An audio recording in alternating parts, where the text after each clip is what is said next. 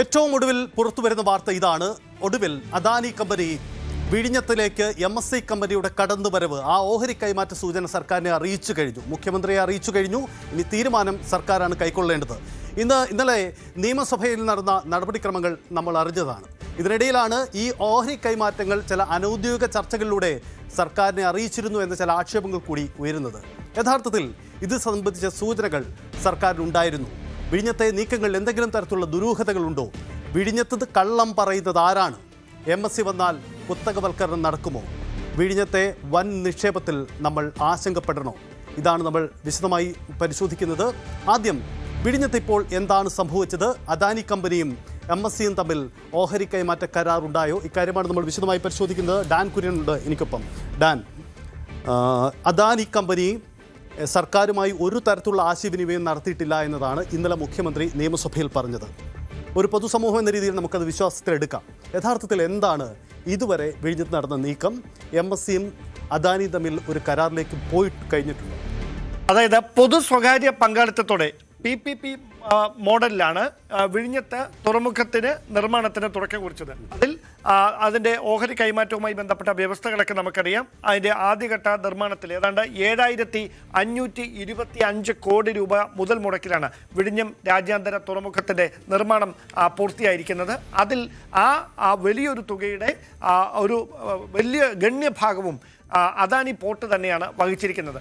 അങ്ങനെ മുമ്പോട്ട് പോകുന്നതിനിടയിലാണ് ഈ തുറമുഖത്തിൻ്റെ അദാനി പോർട്ടിലുള്ള ഓഹരിയുടെ ഒരു വിഹിതം 49% വിഹിതം അത് മെഡിറ്ററേനിയൻ ഷിപ്പിംഗ് കമ്പനി എന്ന ലോകത്തെ ഏറ്റവും വലിയ ഷിപ്പിംഗ് കമ്പനിക്ക് കൈമാറുന്ന ഒരു ചർച്ചകളിലേക്ക് അവർ കടന്നത്. അത് അദാനി പോർട്ടും അതോടൊപ്പം MSC തമ്മിലുള്ള ഒരു പ്രാഥമിക ചർച്ചകളുടെ ഫലമായിട്ടാണ് അങ്ങനെ ഒരു തുടർ നീക്കങ്ങളിലേക്ക് കടക്കുന്ന സാഹചര്യമുണ്ടായത്. നമുക്കറിയാം, രാജ്യത്ത് ഒരു വിദേശ കമ്പനിക്ക് സ്വകാര്യ നിക്ഷേപം നടത്തണമെങ്കിൽ അതിന് കൃത്യമായി നിഷ്കർഷിച്ചിരിക്കുന്ന ചില മാനദണ്ഡങ്ങളുണ്ട്.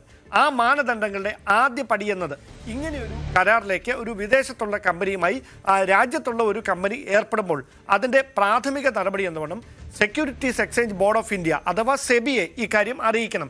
സെബിയെ അറിയിക്കുക എന്ന പ്രാഥമിക നടപടി അവർ പൂർത്തിയാക്കിയതിന് പിന്നാലെ അത് പബ്ലിസൈസ് ചെയ്യണം. അതായത് അത് പരസ്യപ്പെടുത്തണം. ഇങ്ങനെയൊരു ധാരണയിലേക്ക് പോകുകയാണ് എന്ന കാര്യം പരസ്യപ്പെടുത്തണം.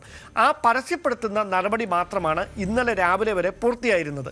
പക്ഷേ നമ്മുടെ മാധ്യമങ്ങൾ അല്ലെങ്കിൽ അത് ചർച്ചയിലേക്ക് പൊതുവിൽ വന്നപ്പോൾ 13,000 കോടി രൂപയുടെ വലിയ നിക്ഷേപം MSC അവിടെ നടത്തി അല്ലെങ്കിൽ നടത്തുന്നു, ഓഹരി കൈമാറ്റം കഴിഞ്ഞിരിക്കുന്നു, അത് മത്സ്യത്തൊഴിലാളികളുടെ ജീവിതത്തെ ആശങ്കയിലാക്കുന്ന സാഹചര്യത്തിലേക്ക് കാര്യങ്ങൾ എത്തിക്കുമെന്ന തരത്തിലേക്ക് വ്യാഖ്യാനങ്ങൾ മാറുന്ന സാഹചര്യമാണ് നിലവിലുണ്ടായത്. പക്ഷേ ഇതിലെ യഥാർത്ഥ വസ്തുത എന്ന് പറയുന്നത് സെബിക്ക് പ്രാഥമികമായി ഇത് സംബന്ധിച്ച ഒരു വിവരങ്ങൾ കൈമാറിയതിനു ശേഷം അതിൻ്റെ തുടർ നടപടി എന്ന വണ്ണം അത് പരസ്യപ്പെടുത്തുന്ന നടപടി മാത്രമാണ് ഇന്നലെ രാവിലെ കൊണ്ട് പൂർത്തിയായിരിക്കുന്നത്. അതിനിടയിലാണ് ഇന്നലെ നിയമസഭാ സമ്മേളനത്തിൽ ഇങ്ങനെയൊരു ഓഹരി കൈമാറ്റം സംബന്ധിച്ച ഒരു വിവരവും ഔദ്യോഗികമായി സർക്കാരിനെ അറിയിച്ചിട്ടില്ല എന്ന കാര്യം തുറമുഖ വകുപ്പിന്റെ ചുമതല കൂടിയുള്ള മുഖ്യമന്ത്രി VD സതീശൻ നിയമസഭയിൽ വ്യക്തമാക്കുന്നത്. അതിന് പിന്നാലെ ഇതുമായി ബന്ധപ്പെട്ട ആശങ്കകൾ പങ്കുവെച്ചുകൊണ്ട് പ്രതിപക്ഷ നേതാവ് പിണറായി വിജയനും അത് ഒരു കുത്തകവൽക്കരണത്തിന് വഴിവെക്കുമോ എന്നതടക്കമുള്ള കാര്യങ്ങളിൽ ആശങ്ക അറിയിക്കുന്നു. അതിന് പിന്നാലെ സംഭവിച്ചത് ഈ നടപടിക്രമങ്ങളുടെ തുടർച്ചയെന്ന വണ്ണം ഇന്നലെ വൈകുന്നേരത്തോടെ അദാനി പോർട്ട് മുഖ്യമന്ത്രിയുടെ ഓഫീസിലേക്ക് ഇതുമായി ബന്ധപ്പെട്ട കൃത്യമായ രേഖകൾ, അതായത് ഏത് തരത്തിലാകും ഈ നടപടിക്രമങ്ങൾ പൂർത്തിയാക്കുക എന്ന് വ്യക്തമാക്കുന്ന ഈ കരാർ സംബന്ധിച്ച വിശദാംശങ്ങൾ വ്യക്തമാക്കുന്ന ഒരു കത്ത് കൈമാറിയിട്ടുണ്ട്. ആ കത്തിന് മുഖ്യമന്ത്രിയുടെ ഓഫീസിൽ നിന്ന് അനുമതി ലഭിക്കുന്ന ഒരു സാഹചര്യമുണ്ടായാൽ തുടർന്ന് അവർ കേന്ദ്ര സർക്കാരിനെ സമീപിക്കും. കേന്ദ്ര സർക്കാരിൻ്റെ ഭാഗത്തു നിന്നും അനുമതി ലഭിച്ചാൽ മാത്രമേ ഒരു കരാർ വ്യവസ്ഥയിലേക്ക് നീങ്ങുന്ന സാഹചര്യം ഉണ്ടാകുകയുള്ളൂ. അങ്ങനെ ഉണ്ടാകുന്നതിന് ഏതാണ്ട് 3 മുതൽ 6 മാസം വരെ സമയപരിധി എടുക്കും. ആ 6 മാസത്തെ സമയപരിധി എടുക്കുന്ന നടപടിക്രമങ്ങളുടെ പ്രാഥമിക നടപടി മാത്രമാണ് ഇന്നലെ പൂർത്തിയായിരിക്കുന്നത്. അവിടെ 13,000 കോടി രൂപയുടെ, അതായത് $1.4 ബില്യൺ കരാറിൽ ഏർപ്പെടുന്നതുമായി ബന്ധപ്പെട്ട പ്രാഥമിക നടപടികളുടെ തുടക്കം മാത്രമാണ് കഴിഞ്ഞ ദിവസം ഉണ്ടായിരിക്കുന്നത് എന്നതാണ് വസ്തുത. അതാണ് സാഹചര്യം. എന്തായാലും ഡാൻ സൂചിപ്പിക്കുന്നത് പോലെ എന്താണ് യഥാർത്ഥത്തിൽ വാർത്തകൾ വന്നതുപോലെയാണോ MSC കമ്പനിയുമായി ബന്ധപ്പെട്ട് MSC എന്ന വലിയ ഒരു ഷിപ്പിംഗ് കമ്പനിയുമായി അദാനിയുടെ നീക്കം ഉണ്ടായതെന്ന കാര്യമാണ് പരിശോധിക്കുന്നത്. നമ്മൾ സ്ക്രീനിൽ കാണാം എന്താണ് യഥാർത്ഥത്തിൽ ഇതുവരെ ഉണ്ടായിരിക്കുന്ന ധാരണ എന്ന കാര്യം കൂടി പ്രേക്ഷകർക്ക് വേണ്ടി നമുക്ക് സ്ക്രീനിലേക്ക് ഒരിക്കൽ കൂടി വരാം. എന്താണ് യഥാർത്ഥത്തിൽ ഇതുവരെ നടന്നിരിക്കുന്നത് എന്ന കാര്യം നോക്കുക. പൂർത്തിയായത് MSc വിഴിഞ്ഞത്ത് നടത്താൻ പോകുന്ന നിക്ഷേപത്തിൻ്റെ പ്രാഥമിക നടപടിക്രമങ്ങൾ മാത്രമാണ്. സെബി വ്യവസ്ഥകൾ പ്രകാരം സംസ്ഥാന സർക്കാരിന് കരട് കൈമാറും. അതാണ് ഇന്ന് സംഭവിക്കാൻ പോകുന്നത്. അതായത് സംസ്ഥാന സർക്കാരിൻ്റെ അനുമതി ലഭിച്ചാലേ മുന്നോട്ട് പോകാനാവുള്ളൂ. തുടർന്ന് അവർ കേന്ദ്ര സർക്കാരിനെ സമീപിക്കും. അതായത് ഒരു 6 മാസം വേണ്ടി വരുന്ന നിക്ഷേപ പദ്ധതികളുടെ ഒരു തുടക്കമാണ് സംഭവിക്കുന്നത്. അതിൻ്റെ നീക്കമാണ് ഉണ്ടായിരിക്കുന്നത് എന്നതാണ് പ്രധാനപ്പെട്ട ചോദ്യം. എന്തായാലും സംഭവിച്ച ഇതാണ്. വിഴിഞ്ഞത്ത് നടന്നിരിക്കുന്നത് അദാനി ചില ഓഹരി കൈമാറ്റത്തിൻ്റെ പ്രാഥമിക നടപടികളാണ് ആരംഭിച്ചിരിക്കുന്നത്. അതിന് 6 മാസത്തെ സമയപരിധി എടുക്കും. 6 മാസത്തെ സമയപരിധിയിൽ പൂർത്തിയാക്കേണ്ട കാര്യങ്ങൾ കൂടിയാണ് ഈ തരത്തിൽ മുന്നോട്ട് വരുന്നതെന്നാണ് പ്രധാനപ്പെട്ട കാര്യം. അപ്പോൾ ഡാൻ, MScയും അദാനിയും തമ്മിൽ ഒരു മ്യൂച്വൽ അണ്ടർസ്റ്റാൻഡിംഗ് ഒരുപക്ഷെ ഉണ്ടായിട്ടുണ്ടാവാം. അത് സർക്കാരിനെ അറിയിക്കുന്ന ഘട്ടത്തിലേക്ക് ഏതെങ്കിലും തമ്മിലുള്ള കമ്മ്യൂണിക്കേഷൻ ഗ്യാപ്പ് ഉണ്ടായി എന്ന് ഈ ഘട്ടത്തിൽ നമുക്ക് കരുതേണ്ടതുണ്ടോ? ഒരു തരത്തിലും അങ്ങനെ സംഭവിച്ചിട്ടില്ല. അവിടെയാണ് ഞാൻ പറഞ്ഞത്, ഇതിന് അതായത് 2 കമ്പനികൾ തമ്മിൽ, രാജ്യത്തുള്ള ഒരു കമ്പനിയും വിദേശത്തുള്ള മറ്റൊരു കമ്പനിയും തമ്മിൽ ഒരു ഓഹരി കൈമാറ്റവുമായി ബന്ധപ്പെട്ട പ്രാഥമികമായ ഒരു ധാരണയിലേക്ക് ആ കമ്പനികൾ തമ്മിൽ എത്തിയിട്ടുണ്ട്. പക്ഷേ അതിന് നിയമസാധുത കൈവരണമെങ്കിൽ, ലീഗൽ സാൻഡിറ്റി കൈവരണമെങ്കിൽ നമ്മുടെ രാജ്യത്തെ നിയമവ്യവസ്ഥകൾ മുമ്പോട്ട് വെക്കുന്ന മാർഗനിർദ്ദേശങ്ങൾ, നടപടിക്രമങ്ങൾ പൂർത്തിയാക്കേണ്ടതുണ്ട്. അതിൻ്റെ പ്രാഥമിക നടപടിയാണ് സെക്യൂരിറ്റീസ് എക്സ്ചേഞ്ച് ബോർഡ് ഓഫ് ഇന്ത്യയെ ആ കാര്യം അറിയിക്കുക എന്നത്. ആ നടപടി പൂർത്തിയാക്കിയാൽ രണ്ടാമത്തെ ഘട്ടമാണ് അത് പബ്ലിസൈസ് ചെയ്യുക, അത് പരസ്യപ്പെടുത്തുക. ആ നടപടിയാണ് മിനിഞ്ഞാന്ന് സംഭവിച്ചിരിക്കുന്നത്. അതായത് എത്ര കോടി രൂപയുടെ ഓഹരികളാണ് കൈമാറുന്നത്, എത്ര ശതമാനം ഓഹരിയാണ് കൈമാറുന്നത്, ഇതടക്കമുള്ള വ്യവസ്ഥകൾ പരസ്യപ്പെടുത്തുക. അതിനുശേഷം അത് ഭരിക്കുന്ന സർക്കാരിനെ, സംസ്ഥാന സർക്കാരിനെ, ഈ പോർട്ട് എവിടെയാണോ ഉള്ളത് ആ സംസ്ഥാന സർക്കാരിനെ അറിയിക്കുക. ആ സർക്കാരിൻ്റെ അനുമതി വാങ്ങിയതിന് ശേഷം, അല്ലെങ്കിൽ സർക്കാർ മുമ്പോട്ട് വെക്കുന്ന ആശങ്കകൾ കണക്കിലെടുത്ത് അതിൽ കൃത്യമായ ഭേദഗതികൾ വരുത്തിക്കൊണ്ട് അനുമതി വാങ്ങിയ ശേഷം കേന്ദ്ര സർക്കാരിനെ സമീപിക്കുക.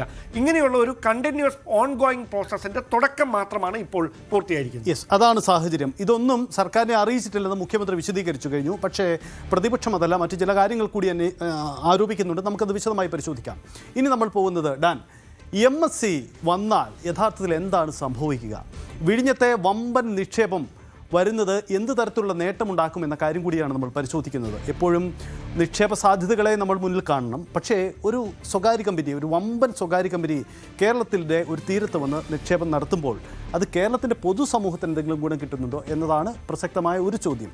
വിഴിഞ്ഞമെന്നത് സാധ്യതകളിലേക്ക് പറക്കും, തർക്കമില്ല. പക്ഷേ അത് പൊതുസമൂഹത്തിന്, നമ്മുടെ സംസ്ഥാനത്തിന് എന്ത് നേട്ടമുണ്ടാകുമെന്ന ചോദ്യം കൂടിയാണ്. നമുക്കത് കൂടി കൊണ്ടുവരാം. സ്ക്രീനിൽ കാണുന്നതാണ് പ്രധാനപ്പെട്ട കാര്യം.